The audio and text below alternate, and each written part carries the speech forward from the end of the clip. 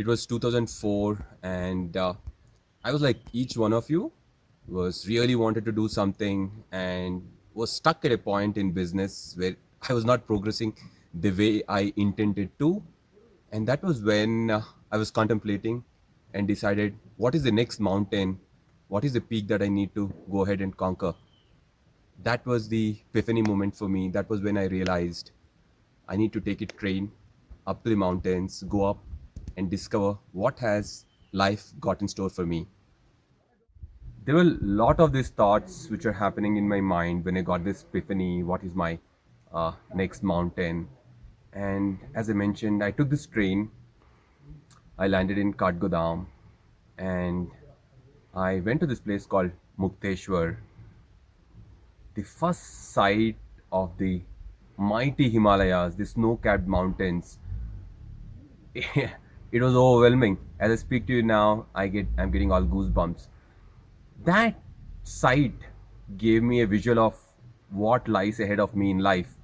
That got me the humility of who I am.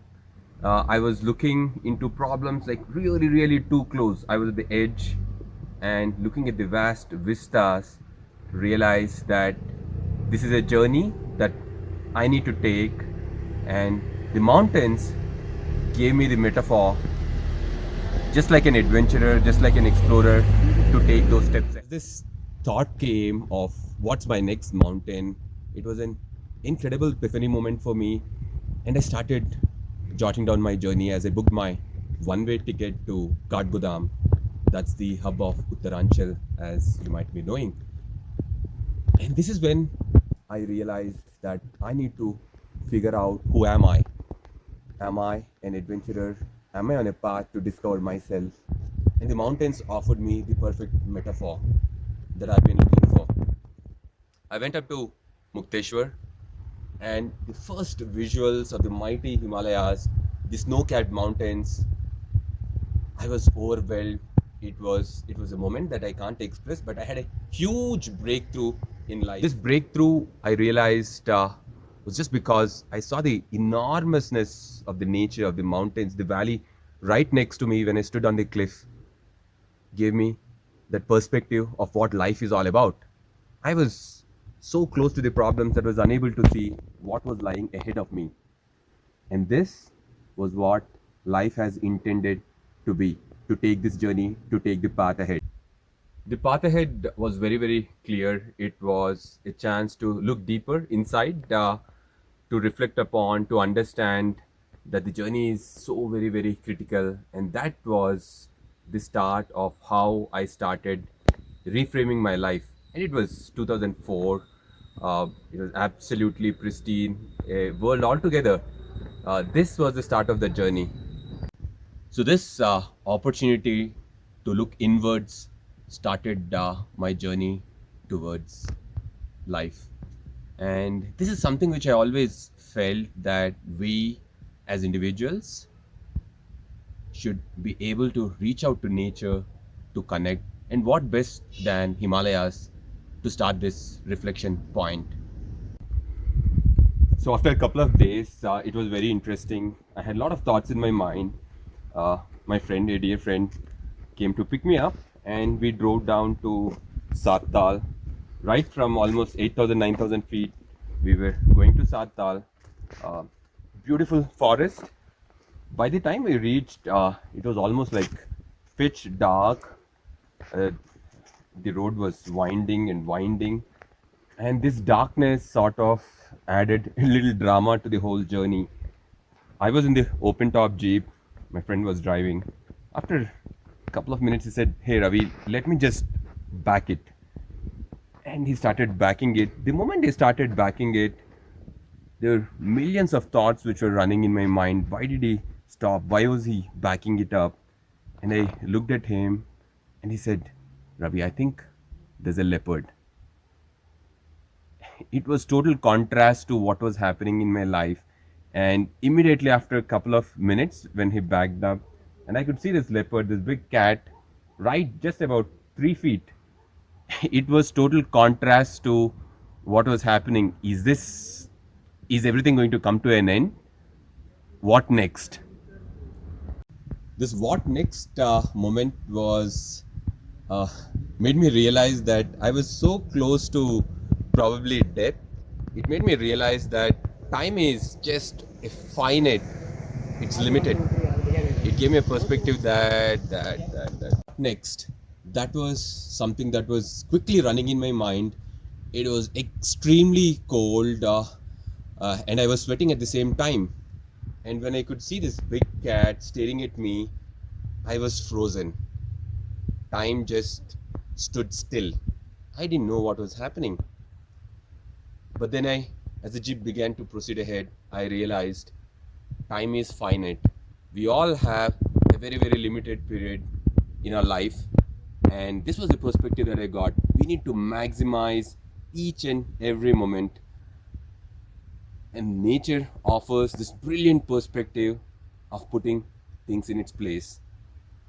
And as I continue to progress in my life, I always look back at these two differently contrasting moments of how it helped me shape as an individual, and I also, as I continue to grow in life and in business, I look upon these moments just like any other adventurer, just like any other explorer, where you are going to face a lot of highs and a lot of lows, and it is how we take those moments by hand and how do we use the reflection makes us who we are.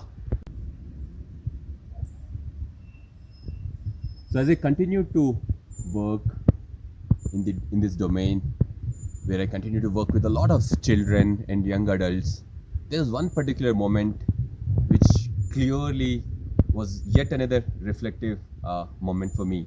So there was this young 13-year-old boy who was brilliant, was very well built, good at sports, good at studies, and I had his class traveling with me in the outdoors for their camp, for the 7-day camp, and this boy was interested leadership. So he was by default the leader because each and every teacher around, every child looked upon to him, and he performed his duties seamlessly.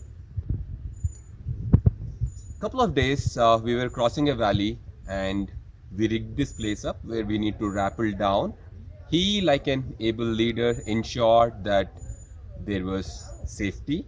So this boy was like the default leader. He ensured that each and every child went down, rappelled down. But when it was his chance to get down of that, probably close to 100 feet rock where he needs to rappel down, he refused to. There was a lot of coaxing, there was a lot of motivation which was going around. He just could not. And I realized, and I was watching it from behind, this boy broke down. There were a lot of myriad of thoughts which were running across his mind, and I was observing. A couple of days later, during the camp, he realized that he was vulnerable too, and he had this moment, he had this huge breakthrough that it is okay to feel vulnerable. And when I was talking to him, he shared that the same perspective that being in the nature, being in the outdoors helped him to connect with himself, to understand that he has limitations too. The beauty of life is to accept these limitations, and within these limitations, we need to understand what is the journey that we are taking. And when you have this journey, when you are exposed to the mountains, when you are exposed to the outdoors, it teaches what classrooms cannot clearly teach. It helps us to connect with our inner soul, and it brings out the true character of who we are. Every child, if you're a parent listening to this, every child should be given an opportunity to go out, to be in the outdoors. Primarily, we're all outdoorsy folks. So if we go ourselves immerse in the nature, most of the times nature has the answers, and we need to have the awareness to look deep inside ourselves, and the answers are right there. Each one of us will go through the journeys of ups and downs, and nature as a metaphor will fasten the process will fasten the realization that we are one with the nature, and we can find answers to what we are looking for. My life in these three segments gave me a lot of perspective to look at, and nature was the greatest bond to connect. So now every child should be exposed to nature. So let us give each and every child a chance to explore, to connect, because the answers are inside us. Let us give our children a chance to find their inner hero, and the outdoors is the best way to have this transition happen.